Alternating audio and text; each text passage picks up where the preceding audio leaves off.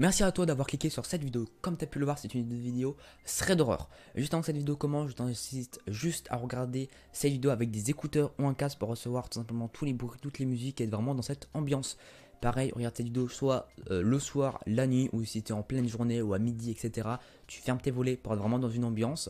Et je te souhaite un bon visionnage. Autre chose, normalement depuis le début de la vidéo, tu auras vu le timer passer directement. Tu as juste sur la barre de visionnage, tu as simplement l'intro, le premier thread, le deuxième thread et l'outro. Le premier thread, il fait beaucoup plus peur que le deuxième. Le deuxième, il y a un petit retournement de situation à la fin qui était plutôt pas mal. C'est pour ça que j'avais vraiment envie de vous le mettre dans cette vidéo.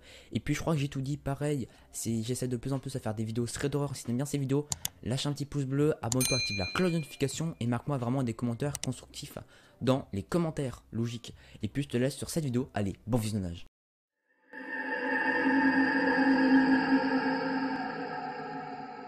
Donc la personne qui raconte cette histoire simplement sur Reddit s'appelle Lucie. Donc elle a dévoilé son prénom mais elle ne veut pas donner d'autres informations, ce qui est très compréhensible. Donc Lucie vit aux États-Unis. Donc elle raconte que cette histoire s'appelle il y a beaucoup plus d'années. Elle raconte pas du coup son âge, où elle vivait, c'est juste qu'elle vit aux États-Unis. Donc après avoir passé le bac, donc elle raconte qu'elle est orpheline, ses parents venaient de mourir, voilà et tout. Donc elle était en fait placée dans un foyer, elle avait un tuteur légal. Faut savoir qu'en fait elle était encore traumatisée de la mort de ses parents. Du coup en fait elle faisait un peu la misère à son tuteur légal. Donc son tuteur légal on a eu marre d'elle quand elle est devenue majeure. Et en fait elle n'a pas abandonné mais a arrêté ses responsabilités. Donc elle commence en fait à regretter. Et elle faisait beaucoup de petits boulots, elle était souvent caissière dans un supermarché pour pouvoir gagner de l'argent.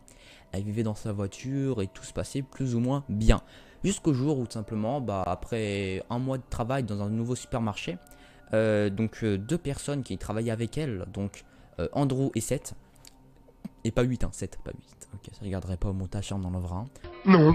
Non. Du coup, Andrew et Seth vont lui proposer en fait de venir vivre chez eux. Donc voilà, il y avait un bon timing et vraiment ils s'entendaient super bien. Donc elle avait vraiment être joyeuse car elle en avait marre de vivre dans sa voiture. Donc elle raconte qu'avec le recul en fait elle aurait dû vraiment jamais accepter et vraiment limite quitter cette ville. Donc tout va se passer plus ou moins bien après plusieurs mois en fait donc dans leur maison. Donc faut savoir qu'il y avait en fait c'était une maison en fait d'un héritage car aussi était orphelin. C'est pour ça en fait que il y avait vraiment un incroyable, merveilleux, suprême timing entre eux. Donc ils étaient 5 frères. Donc elle connaissait 2 frères super bien. Pardon, 4 frères, pardon, je suis débile. Donc elle connaissait bien sûr Andrew et Seth. Donc au bout de quelques mois, il y a 2 frères qui se sont rajoutés, qui essaient de faire de plus en plus de connaissances avec elle. Il y avait du coup Marc, Marc en fait était quelqu'un qui était assez timide mais qui aidait beaucoup dans les tâches ménagères. Donc voilà, il y avait une très bonne entente entre eux aussi. Donc il travaillait pas, il aidait vraiment beaucoup à la décoration, aux tâches ménagères, il faisait à manger, vraiment il aidait beaucoup dans la vie on va dire dans la vie de la maison quoi, tout simplement. Et il y avait du coup Adam qui lui venait de sortir de prison car lui il avait agressé une femme avec la Bible, car il est très croyant, il croit que c'est un envoyé de Dieu qui doit tuer en fait tous les satans dans les cœurs des autres. Donc oui voilà, vous voyez, c'est pas très rassurant. Mais il était quand même assez gentil, voilà, il était assez délirant, il s'était plutôt calmé mais il avait vraiment des problèmes psychologiques et mentaux. Tout le monde du coup dans cette maison savait que Adam avait des problèmes, mais il voulait pas trop s'inquiéter car au fond il était quand même assez gentil. Mais quelques mois après, il commençait en fait à devenir de plus en plus délirant. Il lisait vraiment plein de bibles, plein de livres concernant l'exorcisme et tout. Donc faut savoir qu'en fait ces 5 frères étaient vraiment très bons, en fait, très bons entre guillemets. Ils étaient vraiment passionnés par l'exorcisme, le démon, tous les trucs comme ça. Elle était vraiment rationnelle, elle croyait pas du tout à ces choses là. Voilà, c'est comme beaucoup de personnes qui ne croient pas tant qu'ils n'ont pas vu. Et après quelques mois, tout simplement, en fait son patron, parce que je rappelle, elle travaille dans un supermarché, elle va l'appeler, elle va lui dire que quelqu'un était malade et elle va lui demander, il va lui demander s'il avait bien passé tout simplement au supermarché, donc 1 heure plus tôt. Donc de base elle avait l'habitude de travailler plutôt l'après-midi, donc de 13h à peu près à 19h 20h. Et donc ce jour là elle va tout simplement y aller à midi. Il faut savoir qu'il faisait souvent la fête le soir, donc tout le monde se levait plutôt vers 13h 14h approximativement. Donc elle va se lever vers midi, voilà, elle va pas prendre le risque de réveiller tout le monde, car c'était quand même les personnes qui l'hébergeaient voulaient pas vraiment les réveiller, laisser faire vraiment une bonne nuit, surtout qu'ils avaient fait la fête la veille. Elle va tout simplement aller au travail, vraiment travailler, être caissière tranquillement. Et l'après-midi en fait vers 18h elle va recevoir, enfin son patron va recevoir du coup un coup de fil de quelqu'un. Donc son patron va venir vers Lucie et va lui dire simplement que quelqu'un veut l'appeler. Donc Lucie va se dire ok voilà, ça doit être sûrement un de ses amis. Donc elle va prendre le téléphone et à ce moment-là en fait c'est quelqu'un qui va du coup, je sais plus son nom, voilà, l'inspecteur William qui va lui dire de venir absolument au commissariat le plus vite possible car c'est une question limite de vie ou de mort. Donc là vraiment elle va s'inquiéter, elle va se dire sûrement que c'est un problème des frères car il faut savoir qu'elle traînait un peu dans des bails un peu brossons. Donc il faut savoir que les 4 frères pardon, travaillaient à l'époque dans un trafic de drogue. Donc ils n'étaient pas en très bonne entente en fait avec les policiers. Donc elle va tout simplement prendre un taxi et va aller au commissariat.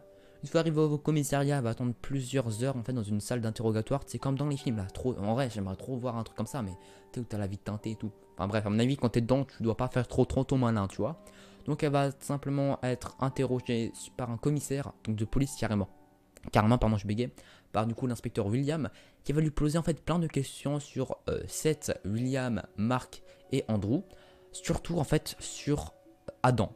Mais vraiment presque plein de questions sur Adam.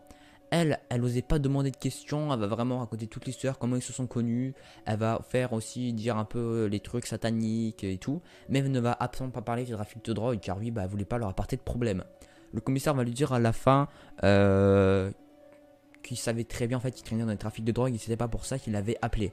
Donc Lucy va se calmer en fait dans sa tête, va rationaliser tout et va en fait poser une question très importante à l'inspecteur, va lui demander en fait pourquoi ils l'ont fait venir.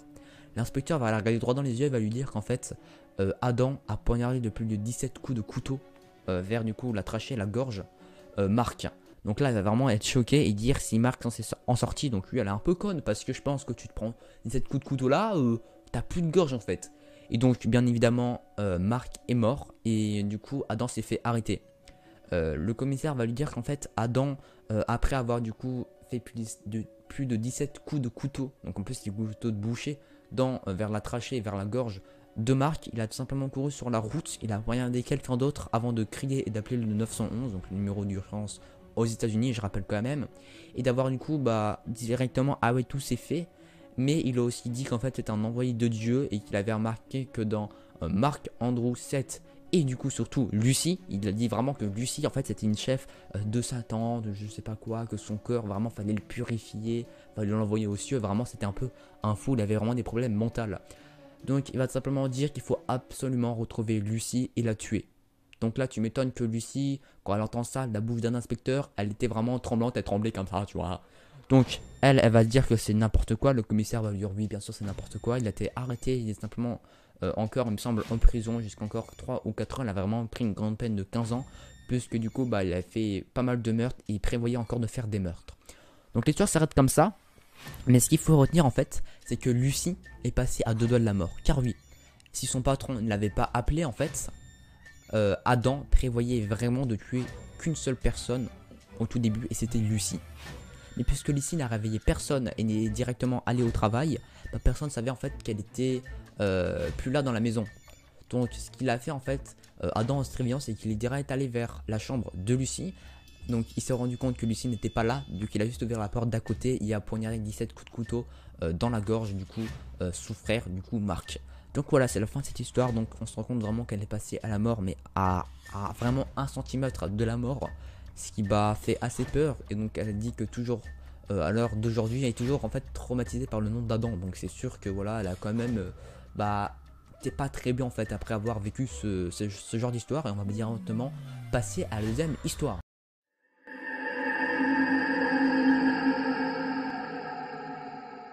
Pour la deuxième histoire, je vous conseille vraiment de rester jusqu'à la fin car c'est une histoire en fait avec un incroyable rebondissement. Mais quand je vous dis incroyable, je suis sûr que personne s'y attend. C'est même pas forcément qu'un rebondissement qui fait peur, c'est un rebondissement qui fait peur. Tu lui dis mais quel bolos, quel bolos. Donc directement on va commencer. Donc cette histoire s'est passée en 2015. On sait pas qui c'est, on sait juste que c'était proche de Lyon, donc en France. Franchement ceux qui sont proches de Lyon ils vont flipper après ça, c'est obligé. Donc c'est un mec qui s'appelle du coup Guillaume, qui avait 16 ans et en fait ses parents, donc il habitait avec ses parents, logique tu vois. Et en fait ses parents vont tout simplement aller voir de la famille donc vers Paris. Donc ils vont partir pendant près d'une semaine. Donc il va rester pendant une semaine tout seul chez lui. Donc il raconte qu'il était vraiment dans un quartier de personnes assez aisées, pas forcément riches, mais qui étaient au-dessus de la moyenne on va dire. Avec du coup une piscine, enfin vraiment une très belle maison. Donc il était du coup seul pendant du coup un peu plus d'une semaine, donc pendant 8 jours. Et une fois par journée, à peu près vers midi, 13h, du coup sa grand-mère passait tout simplement pour lui apporter des affaires, un peu à manger, voir si tout se passait bien. Donc il dit que évidemment, comme vous avez compris, toute la journée il jouait, il regardait des vidéos, il allait sur YouTube, enfin vraiment tout se passait bien, la vidéo rêve. Donc Guillaume sur son petit week-end tranquillement il jouait, tout se passait bien. Donc il raconte que tout simplement la troisième nuit il regardait un film tranquillement d'action, donc vraiment avec le volume au max, et il va en fait se rendre compte qu'il lui restait plus de chips, donc il va descendre en fait dans sa cuisine pour se remettre un peu le plein de nourriture, voilà, ce que tout le monde fait l'après-midi là, je suis sur petite pause, voilà, tu vas chez toi, tu prends ton goûter et tu remontes. Non vas-y j'attends, allez, c'est bon, on peut continuer. Donc il va simplement descendre dans sa cuisine, refaire le plein de nourriture, et là il va en fait entendre le bruit d'une vitre cassée, donc il va vraiment avoir peur, il va simplement faire comme dans les films, il va se mettre comme ça, tu sais, il va regarder un petit coup d'œil, il va voir qu'en fait un homme est en train de rentrer par sa fenêtre. Donc il se rappelle qu'en fait, là il se dit putain mais quel bolos, en fait, il avait oublié de fermer sa fenêtre. Car oui, donc il faut savoir que bah voilà, il est assez jeune, il a quand même, il sait que voilà, il peut être cambriolé, et en plus ses parents sont pas forcément très riches, mais ils sont assez aisés quoi, donc ça peut donner envie en fait d'aller venir le cambrioler. Donc cette histoire en fait se passe en été, donc en été 2015, et donc en fait ces fenêtres il les laissait un peu ouvertes, mais genre pas vraiment, mais en mode tu sais, en mode pivotante. Je sais pas si vous voyez ce que je veux dire, je vous mettrai une photo de toute façon maintenant ou une vidéo à l'écran. Et donc en fait bah, il se dit qu'il avait oublié de fermer cette fenêtre, donc le mec il va simplement péter avec un pied de biche la fenêtre, la défoncer vraiment et rentrer. Donc il explique que ce mec en fait devait avoir à peu près la trentaine, 40 ans à peu près. Il avait une casquette du coup noire, il avait du coup une cagoule noire, il avait une veste noire, enfin bref, était tout en noir, logique, t'as capté, avec un pied de biche du coup. Donc il commence à rentrer directement et à se diriger vers son salon. Donc il dit que tout simplement en fait il est rentré à la fenêtre juste à côté de la porte d'entrée. Donc la configuration en fait de sa maison, c'est qu'en fait la cuisine, il y a sa cuisine en fait, il y a le salon, et juste après le salon en fait il y a son entrée avec la porte. Et dans l'entrée il y a aussi en fait l'escalier qui monte, et juste quand tu montes l'escalier il y a sa chambre. Voilà, je sais pas si vous imaginez un peu, je vous ferai peut-être un schéma. Flemme de faire un schéma, on continue. Donc il va vraiment paniquer, se dire qu'en fait le mec a un pied de biche, donc à tout moment tu sais il peut le frapper. Donc là il va avoir assez peur, et avec pris d'adrénaline, il va simplement prendre un couteau dans ses mains. Et va, bah en fait dans sa tête il va se dire, il veut absolument remonter dans sa chambre pour appeler la police. Car oui, il avait pas pris son téléphone, il avait juste pris son saladier avec ses chips et son verre de coca pour remettre du coca. Toi-même t'as capté, on est tous en train de grailler comme des gros porcs, en plus on est en vacances. Donc ce qu'il fait c'est que bah dans sa tête en fait avec l'adrénaline il va se dire qu'il peut en fait remonter ses escaliers et prendre son téléphone, puis bah appeler simplement la police. Il prend quand même le couteau, donc c'est un couteau de cuisine assez simple, hein, comme je vous mettrai une photo, vraiment pas un couteau de boucher comme avant, vraiment un couteau de cuisine assez simple. Bon, le couteau n'était pas arrondi, voilà quand même, pas abusé, mais c'était pointu. Donc il va simplement se faufiler, il va aller dans son salon, en fait contourner, parce que le tueur j'allais dire, le cambrioleur va en fait passer par la droite, tu vas passer par la gauche en fait, pour essayer de monter. Et en fait au moment où il va monter en fait, le cambrioleur va l'entendre et va le regarder. Et au moment en fait il va le regarder, et Guillaume va avoir un coup d'adrénaline supplémentaire et va vouloir en fait le lancer le couteau. Donc il va en fait l'espèce de, pas le lancer, mais en fait prendre de l'élan avec sa main et venir en fait pour vouloir le poignarder. Donc le mec en fait, le cambrioleur va esquiver et va du coup en fait se prendre le coup, mais juste à côté de son cou. Donc le cambrioleur en fait à ce moment là se dit que putain c'est la merde. Donc il va vite en fait courir, donc tomber à travers la fenêtre et s'en aller. Donc à ce moment là Guillaume pose son couteau, lâche vraiment toutes ses affaires et va vite en fait, mais run vraiment le run de sa vie pour monter ses escaliers et appeler la police. Le lendemain matin, voilà, donc ses parents sont revenus vraiment, parce que même si c'était le quatrième jour, ils sont vraiment revenus, sa grand-mère aussi, ils avaient tous peur que qu'il s'est passé vraiment quelque chose et tout, parce que du coup la police les avait appelés pour dire absolument de revenir, parce que du coup le cambrioleur n'a rien piqué, mais il y avait quand même la fenêtre qui était claqué, tu vois, le couteau dans le mur, les policiers étaient venus prendre la déclaration du coup de Guillaume. Le policier va en fait pas forcément rigoler, mais il va faire un petit soupir et dire qu'en fait le cambrioleur en fait est allé aussi directement au commissariat pour poser plainte en fait contre Guillaume, parce qu'en fait il a vraiment eu la peur de sa vie et il était en fait, il s'est en fait pipi dessus le mec, parce que lui en fait il raconte que en fait il avait vraiment besoin d'argent et qu'il avait jamais en fait volé de sa vie en fait, c'était vraiment sa toute première fois. Et il pensait qu'il y avait personne. Donc déjà tu vois un mec dans une maison que tu cambrioles où tu penses qu'il y a personne. Voilà tu vois. Et en fait il a vraiment eu peur que Guillaume le poignarde et le tue. Donc en fait il a direct appelé la police pour dire qu'on a tenté de le tuer et aller se réfugier au commissariat. Donc voilà, c'est pas vraiment un vrai scandale d'horreur, mais ça m'a fait marrer que en fait le cambrioleur en fait veut cambrioler une maison et qu'en fait au final c'est lui qui appelle des flics parce qu'on a failli le tuer. Enfin, ça me fait marrer, en vrai, ça me fait marrer, mais voilà quoi, c'est vraiment un gros bolos ce mec. Voilà, c'était pas vraiment un vrai stress d'horreur, mais on va dire que c'était, on va dire à la fin c'était une chute assez drôle. Voilà, tranquillement, je tenais quand même à vous le faire. J'espère que vous avez aimé du coup le premier thread, le deuxième thread. Dites-moi aussi si vous voulez un peu un de ces quatre, un autre thread avec une chute aussi, pas forcément drôle, mais un peu où je t'y attends vraiment pas quoi. Bref, je vous dis du coup, je sais pas si ça vidéo sortira mercredi ou samedi. Pour les nouveaux, du coup, je fais 2 vidéos par semaine, mercredi et samedi. Je fais de plus en plus de threads d'horreur, donc n'hésitez pas à suivre la chaîne, à vous abonner, à activer la petite cloche de notification. Et très important, le like ainsi qu'un commentaire constructif qui pourra du coup m'aider à m'améliorer